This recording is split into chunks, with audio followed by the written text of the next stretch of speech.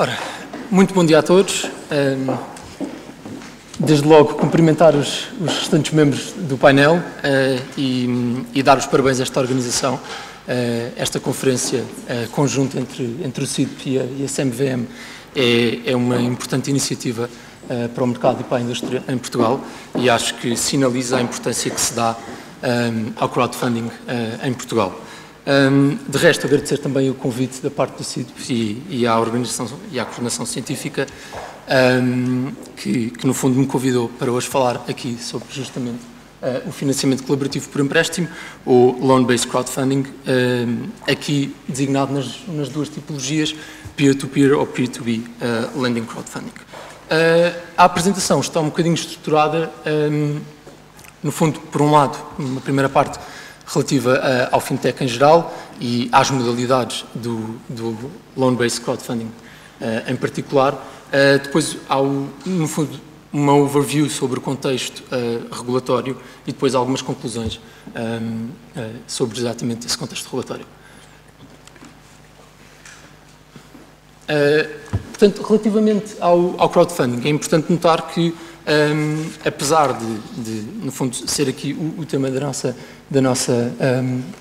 jornadas, ele diz respeito e insere-se num âmbito mais amplo e genérico, que é precisamente o fintech, e portanto são as conhecidas financial technologies, ou no fundo tecnologias financeiras que estão ao serviço da indústria financeira.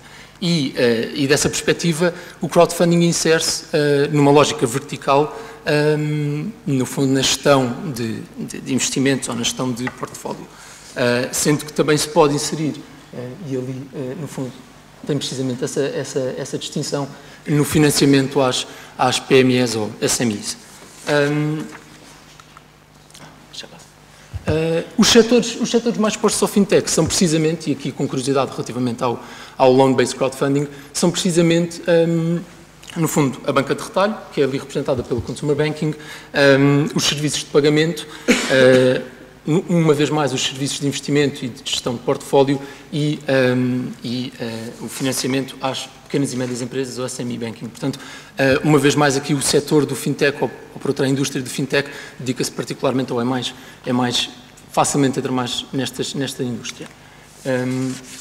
De resto, depois também dar nota de que, e isto é uma expressão que se usa no meio, que são os unicorns ou unicórnios, que são empresas que, no fundo, têm uma valorização de 1.000 milhões ou mais, e aqui os unicórnios em fintech é uma exposição global, portanto, é um conjunto de 25 unicórnios, são todos VC-backed, e dentro destes 25, 3 são plataformas de lending.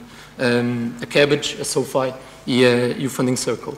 Algumas delas com origem mais em peer-to-peer lending, mas que depois, hoje em dia, se calhar um bocadinho como veremos à frente, têm um pendor mais de balance sheet financing e, no fundo, fazem o financiamento não através necessariamente de fundos que recolhem diretamente junto de investidores, portanto, do público, mas sim através de financiamento que recolhem de fundos de investimento e de outros bancos.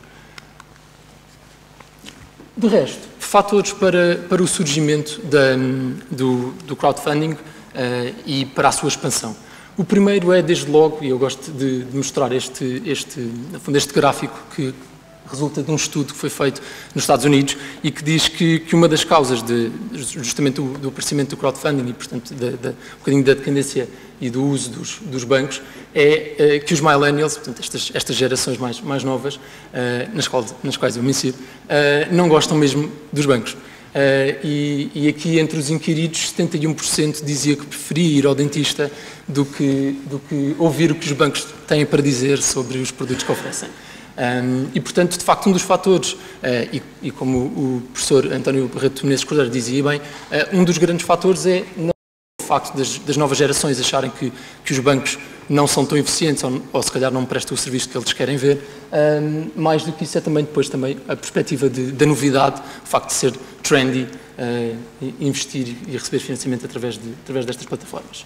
De seguida, e aqui sim o fator principal, que a doutora Ana já falava, é, no fundo, os custos operacionais relativamente ao financiamento. E, portanto, aqui aqui mais do que da perspectiva da própria empresa, portanto, do beneficiário que vai, no fundo, conseguir o financiamento através do crowdfunding, é justamente o crescimento e a expansão do crowdfunding é da perspectiva das plataformas. Porquê? Porque, em contrapartida com os bancos tradicionais e com a banca tradicional, que tem uns custos de custos operacionais que ali são representados a laranja e custos de processamento e de recuperação que são representados a azuis, portanto, do lado do banking, e depois um dos outros modelos, que é de crowdfunding, que é o Lending Club, apresenta precisamente uns custos operacionais e custos de processamento e de recuperação muito inferiores, com um retorno muito maior, muito superior. E, portanto, no fundo, o que as plataformas conseguem fazer é reduzindo estes custos, aumentando o retorno para os investidores relativamente a estes, no fundo, aos vários investimentos que fazem. Existem, de facto, 4 modalidades de crowdfunding. Aqui focámos essencialmente no chamado investment crowdfunding, ou seja, as duas últimas, a equity e a loan-based crowdfunding. A donation-based e o reward-based são tendencialmente menos importantes porque não são tanto, diria eu, porque não são tanto financial, não envolvem financiamento por presença, são mais donativos. E aqui cabe-nos apenas, e vamos analisar apenas o loan-based crowdfunding. Desta perspectiva, e portanto relativamente ao título da apresentação, ao peer-to-peer versus o peer-to-business, ele diz respeito apenas a, dentro da modalidade de loan-based crowdfunding, diz apenas a uma das tipologias existentes, ou seja, mais do que tipologias, as finalidades do financiamento. E perdi a apresentação.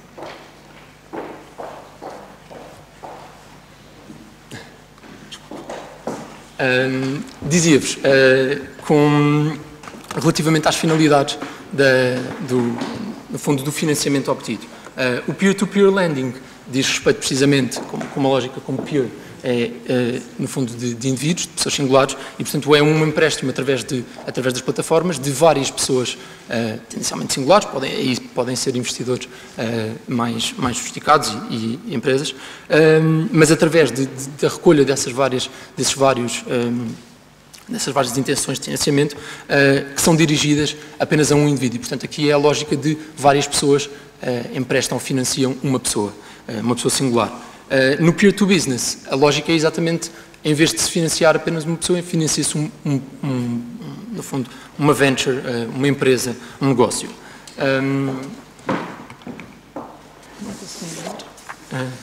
Queria ver o outro slide. Não sei se entendemos. Estava continuando. Pronto, relativamente, portanto, isto é a distinção entre peer-to-peer lending e peer-to-business. A terminologia, contudo, não é clara. O slide aqui mostrava um bocadinho melhor esta confusão terminológica que existe e que diz, no fundo, respeito à divisão entre crowdfunding e marketplace lending. Porque o marketplace lending foi, digamos assim, o precursor do crowdfunding e do loan crowdfunding, porque é uma estrutura que veremos um bocadinho mais à frente, é uma estrutura que surgiu antes das plataformas e, portanto, antes da regulamentação do crowdfunding, maioritariamente, portanto, na essência, nos Estados Unidos. O marketplace lending era a estrutura que era utilizada para fazer financiamentos desta forma e, portanto, financiamentos que reúnem o investimento por parte de várias pessoas e que depois são canalizadas através de uma plataforma para uma entidade só. E o marketplace lending não é o mesmo que crowdfunding. A ideia é exatamente distinguir isso e a confusão terminológica advém um pouco da utilização do marketplace lending como uma forma normal de crowdfunding. É verdade que a lógica é a mesma, é replicar o esquema de crowdfunding, mas mais do que isso o crowdfunding é tendencialmente direto e, portanto, não há uma intermediação, há apenas a intermediação da plataforma e portanto, são pontos distintos. O peer-to-peer lending surge precisamente da sobreposição, no fundo, entre a estrutura que o marketplace lending criou e a estrutura que o crowdfunding, depois de autorizado e depois de regulamentado, permitiu, que é uma estrutura direta apenas intermediada pela plataforma. E aí levou a que os custos da operação, no fundo, da obtenção destes financiamentos fosse substancialmente reduzida e, portanto, permitiu haver um empréstimo a pessoas singulares que, portanto, não tenham uma estrutura e não requeiram grandes financiamentos. Podem ser quantias, podem ser, por exemplo, os student loans ou portanto, os empréstimos, o financiamento a estudantes e, no fundo, financiamento à educação. E aí, por exemplo, podemos estar a falar de quantias muito baixas. O modelo, eu gostava de falar pelo modelo de explicar isto.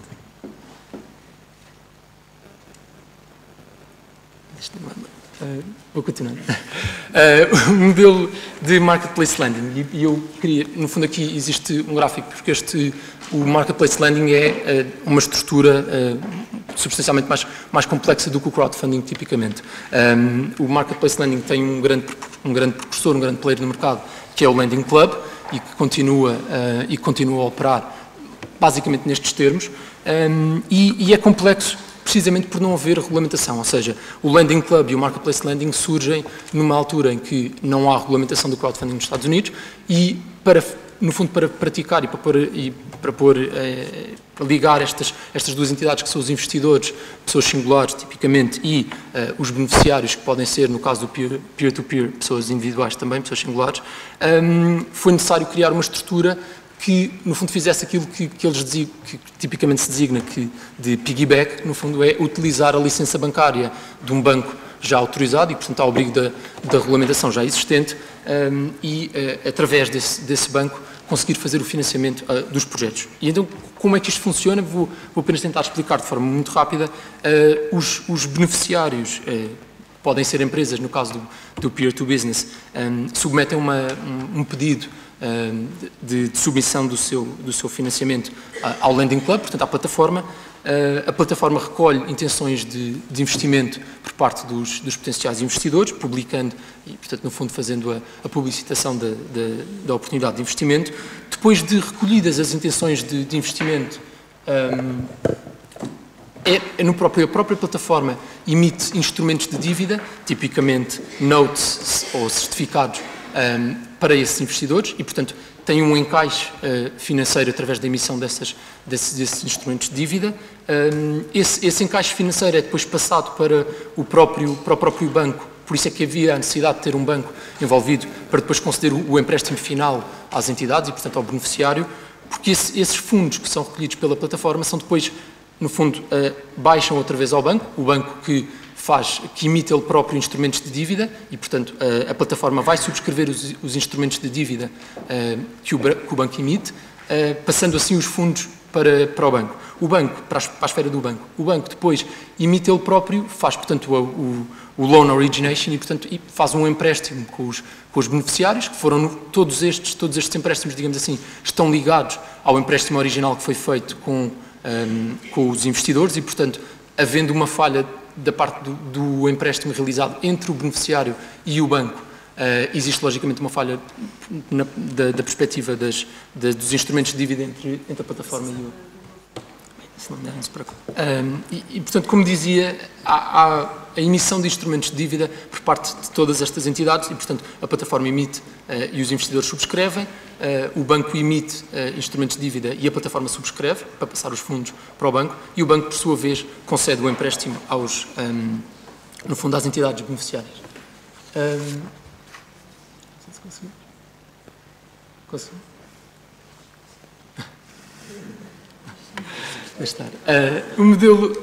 A outra alternativa é o modelo direto. Portanto, no fundo, descrevi-vos agora o modelo do Marketplace Lending e, tipicamente, da plataforma principal, que é... dizia, no fundo, este modelo é, no fundo, contraposto pelo modelo direto, que é o modelo do crowdfunding, que tipicamente vemos nas plataformas atualmente, que é um modelo muito mais direto, em que a plataforma apenas recolhe o investimento por parte ou, portanto, no fundo, os fundos recebidos por parte dos investidores, tipicamente através de um prestador de serviços de pagamento, e depois canaliza-os para o beneficiário. E pode fazê-lo diretamente, na medida em que pode ela própria intermediar o empréstimo, ou, no fundo, o financiamento obtido entre os investidores e o beneficiário.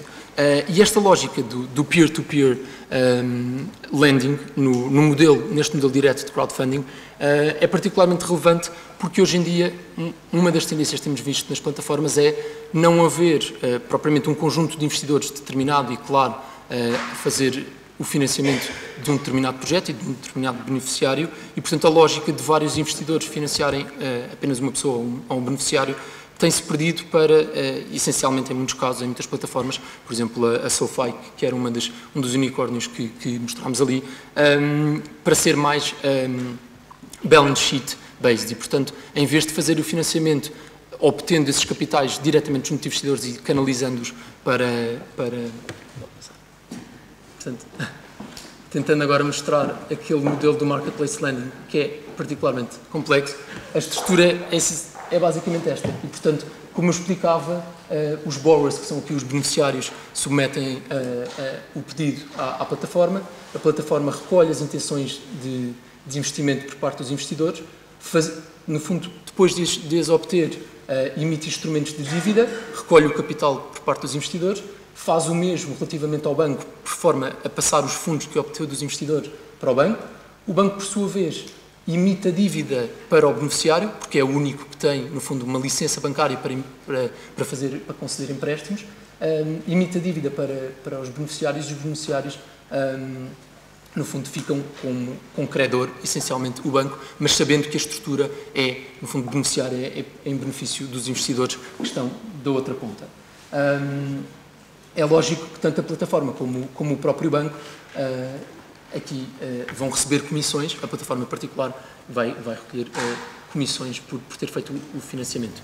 O modelo direto, que é o modelo também muito tipicamente do Funding Circle, que é do Reino Unido, Inglaterra, é um modelo muito mais direto e é um modelo que implica haver, de alguma perspectiva, uma regulação e, portanto, já não tem a necessidade de ser intermediada por parte de um banco e pode ser feita diretamente através da plataforma. A plataforma serve como o único intermediário e a única interface entre os investidores e os beneficiários. E isto é particularmente visível nos diferentes modelos, no fundo, nos valores e nos montantes envolvidos até agora. Por exemplo, em 2016, de uma forma agregada, o Marketplace Lending e o Peer-to-Peer Consumer Lending, e, portanto, aqui apenas com destino a Consumer Lending e, portanto, a crédito ao consumo, atingia os 21,1 mil milhões de dólares. E isto depois nota-se face, por exemplo, a Property Lending, que seria aqui, por exemplo, para a aquisição de imóveis e, portanto, crédito imobiliário, é substancialmente inferior. E, portanto, isto depende dos destinos e, portanto, das tipologias, como dizia, do crowdfunding, do lending crowdfunding. O mesmo acontece com os valores que, por exemplo, são recolhidos do Reino Unido, especificamente, em que o peer-to-peer consumer lending, uma vez mais aqui, o crédito ao consumo, como, por exemplo, o crédito pessoal que podemos obter do nosso banco, no fundo, para o que uma pessoa singular pretender utilizar, mas tipicamente para a aquisição de coisas mais móveis, atingia os 900,9 milhões de libras. E porquê, e agora entrando mais, no fundo, na regulação, porquê regular? Porquê que é importante regular? Desde logo, por causa do risco sistémico e, portanto, no fundo, da agregação de quantias substanciais de fundos numa mesma plataforma, portanto, que as intermedia. Por outro lado, da parte da regulação da intermediação de crédito, que hoje em dia, aliás, em Portugal tem uma regulação bastante exaustiva, que foi publicada há pouco tempo, entrou em vigor há pouco tempo. A detenção de ativos por parte de terceiros, ou por conta de terceiros. Aqui a plataforma, muitas vezes, como víamos no caso da Seedrs, é uma plataforma com uma estrutura de nominee, portanto, pode, no fundo, no caso do equity crowdfunding, pode, no fundo, fazer o safekeeping das ações por conta dos clientes, mas também pode acontecer que, no caso de dívida, quando ela é estruturada de forma a haver instrumentos de dívida, isso pode acontecer precisamente com as chamadas, por exemplo, mini-bonds, que são instrumentos de dívida que os próprios beneficiários podem emitir, quando não sejam, logicamente, pessoas singulares, mas que podem emitir para, no fundo, fazer este financiamento, estruturar este financiamento. E o mesmo acontece, por exemplo, com a cobrança de dívidas. Por outro lado, um dos grandes riscos seria a insolvência da plataforma e a ausência de segregação dos ativos dos clientes. Todo este ponto, por exemplo, foi um que claramente foi esclarecido pela nossa lei. O outro risco seria a perda total do capital investido. Como vimos nas apresentações anteriores, esse risco é patente, existe. e, portanto, esta é claramente uma preocupação do lado do investidor.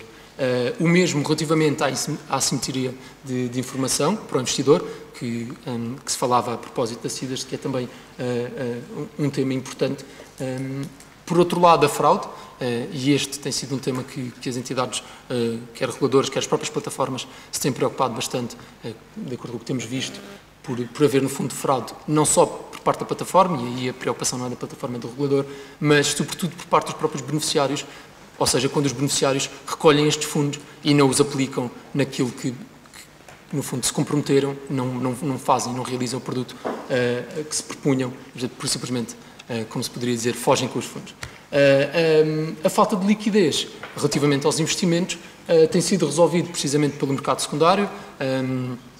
Carlos Silva falava, a propósito da CIDAS, que já foi criado o mercado secundário. Temos visto essa tendência também noutras plataformas e, por exemplo, no loan-based crowdfunding, no fundo com créditos, esta falta de liquidez teria que ser resolvida quando não implica a emissão de instrumentos de dívida, teria que ser resolvida através de cessões de créditos e isso, em Portugal, teria aqui temas jurídicos interessantes e portanto, a falta de liquidez é outro tema para resolver, em particular aqui no loan-based crowdfunding. O contexto legislativo nacional, vou percorrê-lo muito rapidamente. Existe, portanto, a lei de 102 de 2015, 24 de agosto, que é o regime, no fundo, o enquadramento do regime jurídico do financiamento colaborativo, o regulamento da CMVM, portanto, aqui apenas no investment crowdfunding, ou seja, para o loan-based crowdfunding e para o equity crowdfunding, faz a regulamentação do regime jurídico, e a lei número 3 de 2018, que entrou agora há pouco tempo em vigor, o regime sancionatório, que introduz algumas alterações ao regime jurídico. É importante notar que, apesar da boa vontade do legislador e do supervisor, intermediaram quase 2 anos e meio entre a publicação da lei e a entrada em vigor efetiva do regime e, portanto, houve aqui uma margem que digamos assim, os players do mercado podiam ter atuado e não atuaram. Em termos de regulação em abstrato, e portanto não vou, também por falta de tempo, não vou falar muito sobre a regulação existente em Portugal e portanto em concreto as decisões tomadas pelo legislador, mas existem no fundo em abstrato, 3 pontos ou planos sobre os quais a regulação pode incidir relativamente ao crowdfunding. O primeiro é a própria da plataforma, portanto no fundo são deveres de conduta e de informação para a plataforma.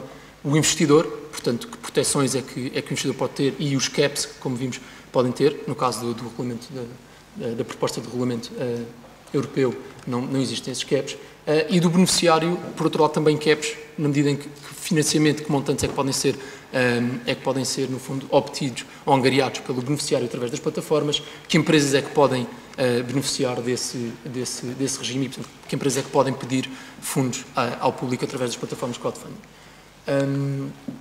De resto, toco aqui um bocadinho, e portanto, apesar da proposta ter poucos dias e portanto ser conhecida há pouco tempo, gostava de falar de alguns pontos da proposta que são relevantes para o loan-based crowdfunding.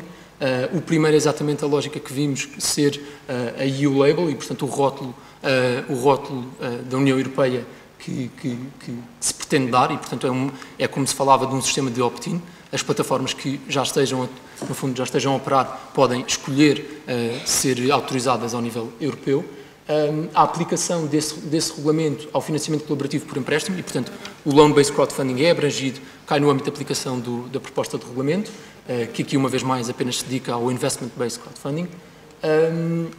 A exclusão do peer-to-peer lending. Porquê? Porque, no fundo, escolheu, ou fala-se na proposta do regulamento, de que o financiamento a consumidores já está devidamente salvaguardado por outra legislação e, portanto, por legislação já existente da União Europeia e, portanto, foi decisão do legislador, não só da proposta da Comissão, não só excluir por esse motivo, mas excluir porque a lógica é de expansão e desenvolvimento do mercado de capitais da União Europeia e, portanto, claramente emprestar dinheiro a pessoas e não a negócios não desenvolve esse fim. Por outro lado, o limite de angariação de £1 milhão por oferta, no período de 1 ano, portanto 12 meses.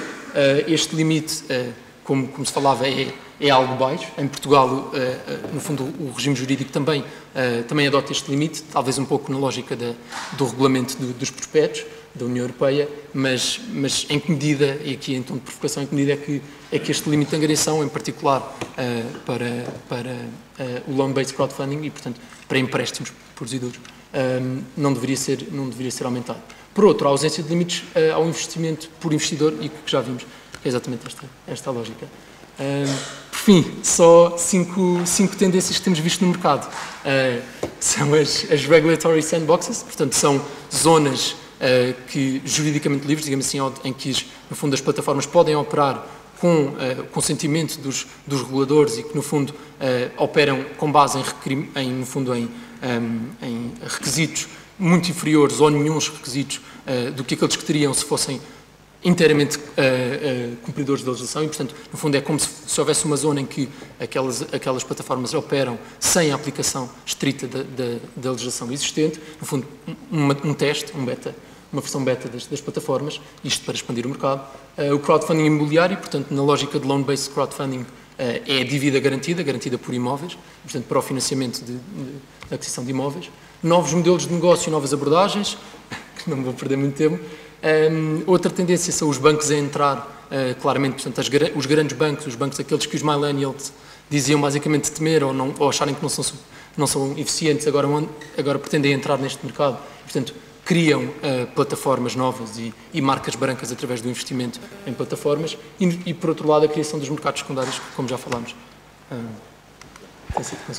Sr. João Lima da Silva, muito obrigado.